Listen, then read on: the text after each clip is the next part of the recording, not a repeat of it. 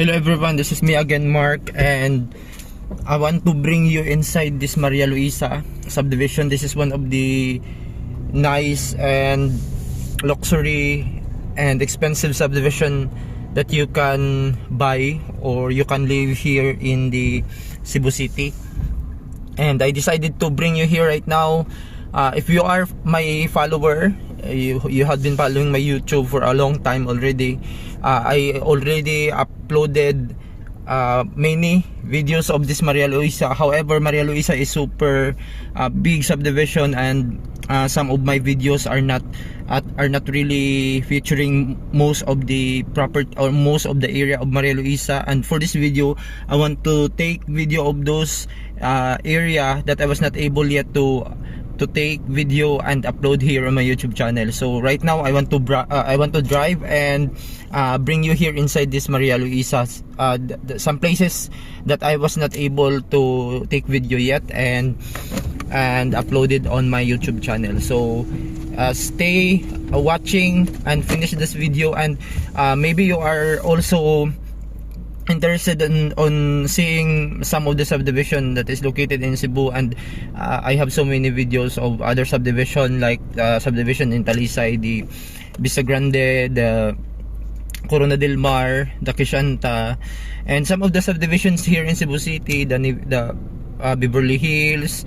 I have videos of it on my YouTube channel, so you can go to my YouTube channel and you can browse some of the subdivision, because maybe you are looking for a property here in Cebu and you are looking for options, and maybe you are also looking for the subdivision for you to compare which subdivision is better for you and for your preference. So you can check on my YouTube channel, and you can also follow me and like my videos, leave a comment on my YouTube videos. And so let's start. So this is me again, Mark. For those who, if you are new to my channel, this is me, Mark, and I am uploading videos of subdivision here in Cebu, and sometimes I am also uploading properties and condo developments here in Cebu. And sometimes if I have plenty of time, I go some places also, like beaches, falls, mountains, and sooner I will upload more of that. So let's go and let's tour this nice subdivision of Maria Luisa. So this is the side of, this is the right side of the guardhouse. The guardhouse, I don't have any videos of this on my YouTube channel, and this is at the side of the guardhouse, from the guardhouse. So I will bring you here. If you review my YouTube channel, I don't have videos of this side of Maria Luisa.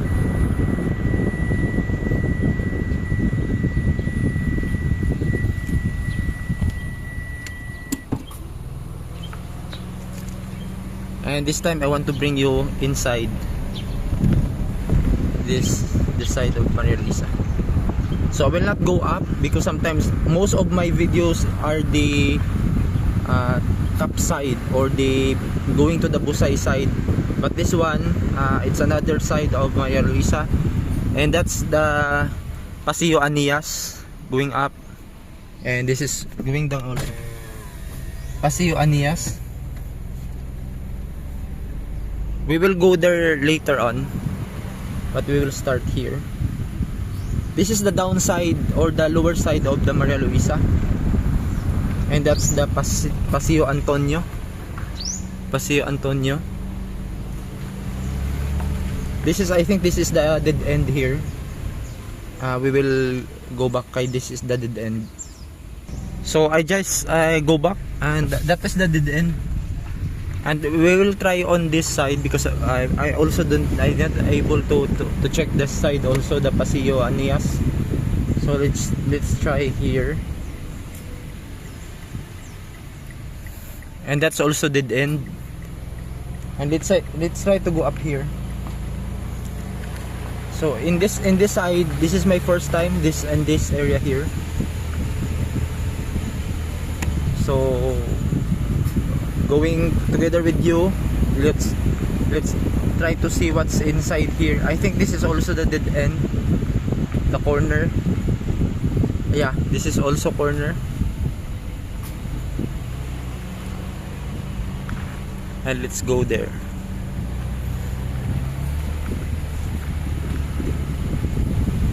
I was still young. Because maybe you are interested buying a property or lot or finished houses. Nice, oh, nice ang yung garden here in Maria Luisa. So if you're not familiar with the subdivision, and yes, this is the Maria Luisa subdivision.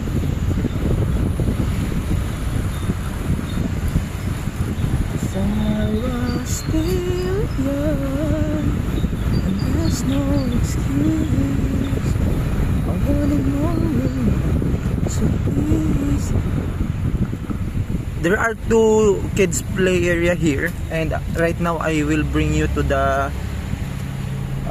first kids play area and the amenities of Maria Luisa. And that's going up. We will try to go there. I was not able to go here also, so later on we will go back there. But first we will try to go here because this is my in this street. This is also my first time on this street. I don't know what's in here. Maybe it's another corner. Yeah, it's another corner. So let's go around. I know there is another street here. Oh, we will try.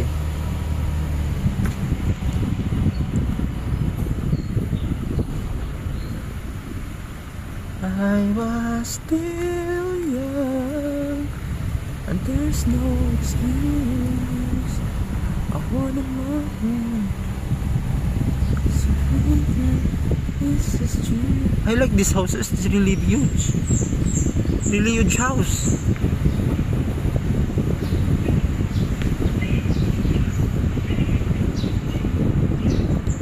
Atungot doon ng gasolina. Atungot doon ng gasolina. Sige, drive. So this is my first time on this street. This is my first time to travel on this side.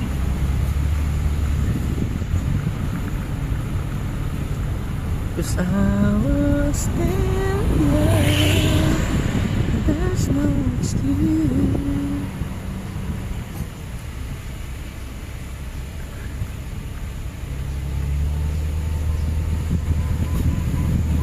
Yeah, I think this is the dead end. Ay, napadi ay siya diri oh. Di pa siya dead end. We will try. Okay, since this is both of us is our first time on this. Dako mo gud kay ning Maria Luisa. Dako jud kay ba nya. Dili madala og tuyok nya usa ka video. So I have to take many videos. I think this is the dead end na. Is this the dead end na? Let's go back na lang.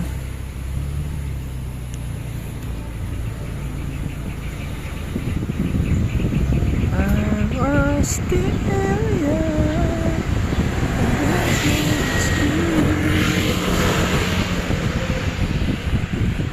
Yeah, this is going to the guardhouse na. I think this is going to the guardhouse na. But I will bring you first to the first kids play area of the Maria Luisa. This is already going back to the guardhouse.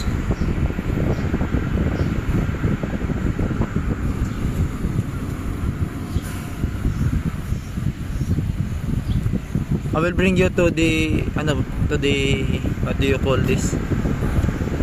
The main, the other side.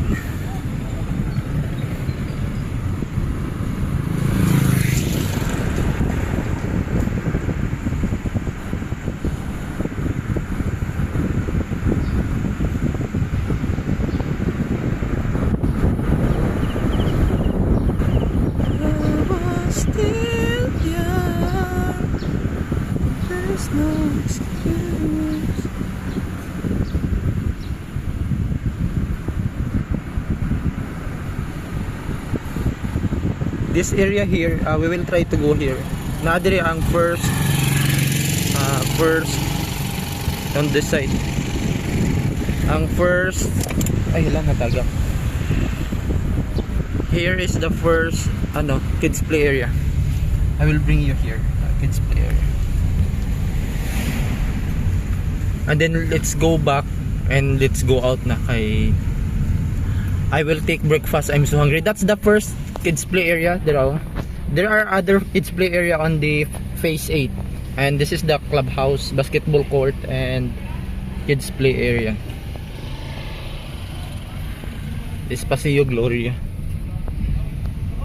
And let's go back na. I have to take breakfast. I'm so hungry.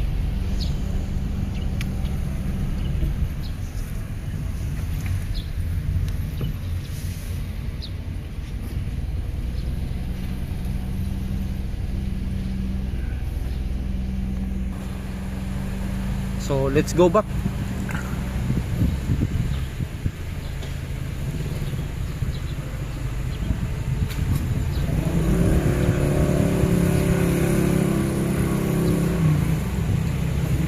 So that's it. That's the another. Oops.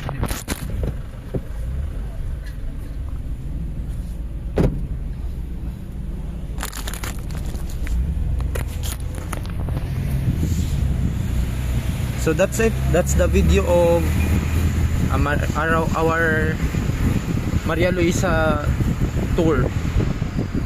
Again, this is a really huge subdivision, and I'm just only taking every video. I'm just only taking part of it. And let's go out na going to Banilad Road because I want to take breakfast. I'm so hungry. So thank you so much for watching this video. Hope you like it and you will subscribe, and bye bye and God bless.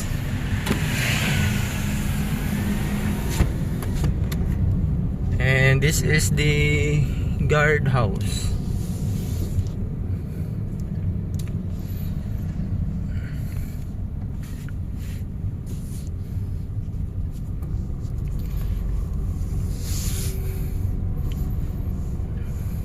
I was still young. And that was our video for today. I have to go pa because I have to take breakfast, and I also have I have to go transaction in somewhere sa Escario, and hoping you like our tour in Maria Luisa. Hopefully you like our a small tour or a brief tour in Maria Luisa. And thank you so much again for watching this video, and this has been me again, Mark, and see you on my next video. Thank you and God bless you all. Bye bye. I will take breakfast maybe somewhere in IT Park lang siguro. I will go now in IT Park, and maybe I will bring you going IT Park. Would you like?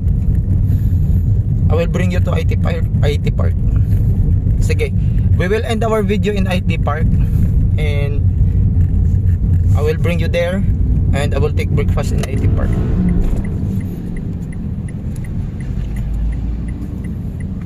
And after that, I have 2 transactions today. One later on in Escario, and this afternoon is in Consolacion, in SM Consolacion. So I will go there later this afternoon, 2 PM. So right now I'm going to IT Park.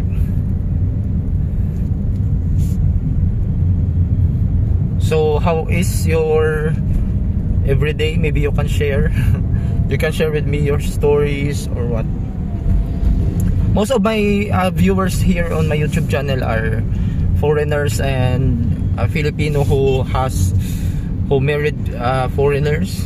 And yeah, because maybe of that theme of my video, it's about property, and most of my clients, most of my viewers are people who are looking for a property here in Cebu, and they are curious on the developments, and maybe also they are curious with the availability of the properties around Cebu City and Cebu Province. So yeah, and traffic, because it's already rush hour. It's rush hour right now, and the traffic is getting starting. And this the front of me is we are now on the Gaisano Country Mall, and in front of the Gaisano Country Mall is the University of Cebu Banilad campus. And one of the pioneering subdivision here in Cebu is beside the UC Banilad campus is the if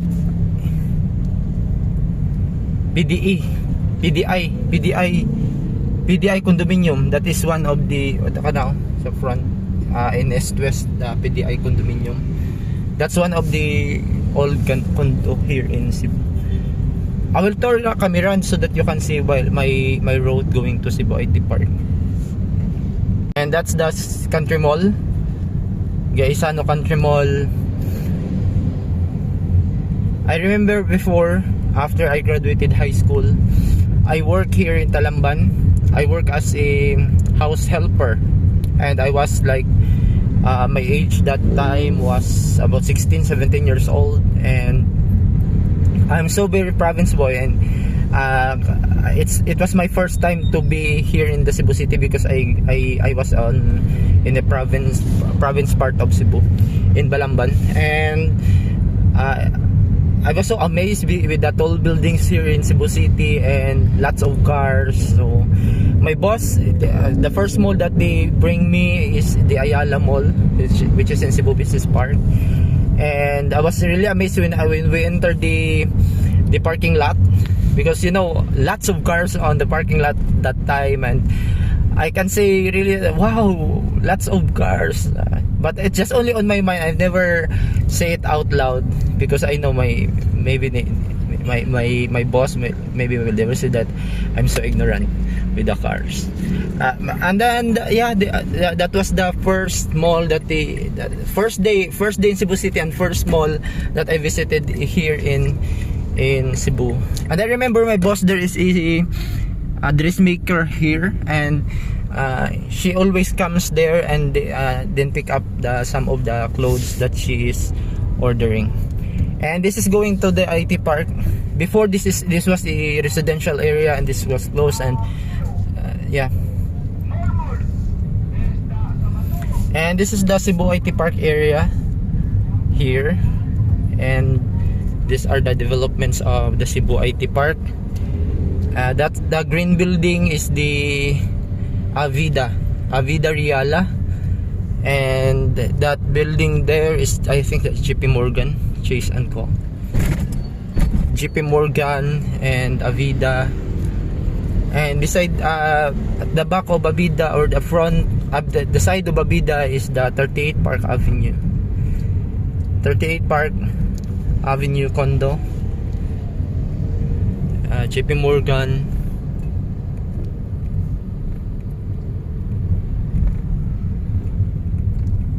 And this is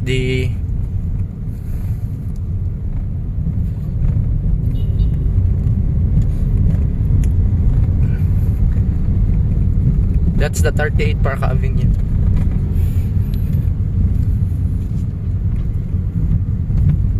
And Avida.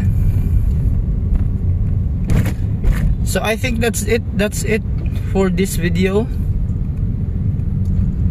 because I'm going to look for some place that I can eat.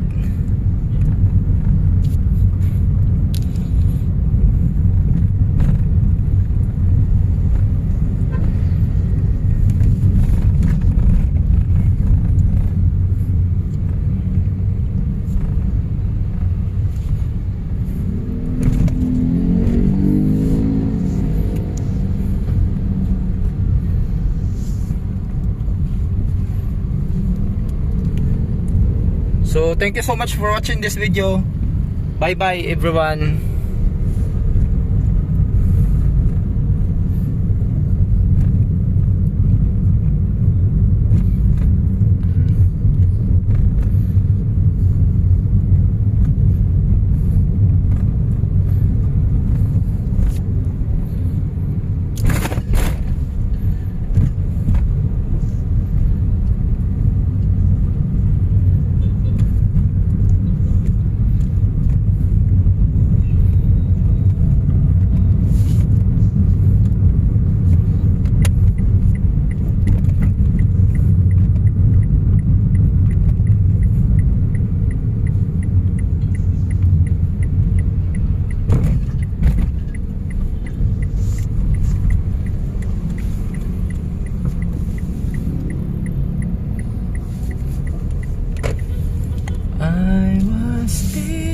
young.